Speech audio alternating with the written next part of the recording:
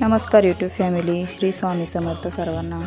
चला तर किचन कट्टा तर एवढा घाण झालता की बघूच वाटत नव्हतं। म्हटलं चला पहिलं किचन कट्टा साफ करून घेऊ। आणि असं म्हणतात ना की आपलं किचन घर स्वच्छ असलं की तिथे लक्ष्मी वास करते, लक्ष्मी नांदते, म्हणून हे एवढं तर केलंच पाहिजे। आणि खरं सांगू का, जशी मी स्वामींची भक्ती करायला लागली तशी माझी परिस्थिती पण सुधारली बरं का। प्रत्येक संकटात स्वामी आमच्या पाठीशी उभे आहेत आणि इथून पुढे पण स्वामी आमच्या पाठीशी असेच उभे असतील असा मला पूर्ण विश्वास आहे बरं का।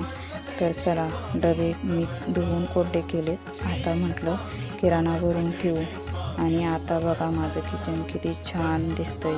असं वाटतंय रोज असंच राहावं, पण असं राहत नाही, कारण माझी मुलं पुन्हा पसारा करतात। आता सगळं काम आवरलं, म्हटलं चला आता तरी जेवण करून घेऊ। जेवण केलं आणि केस विचारली। कामासोबत आपली पण आपण काळजी घेतली पाहिजे बरं का। तर संध्याकाळच्या भाजीला मी बनवली शेवगा आणि बटाटा मिक्स। तुम्ही पण असं बनवता का? कमेंटमध्ये नक्की सांगा। भेटूया पुढच्या ब्लॉगमध्ये। बाय।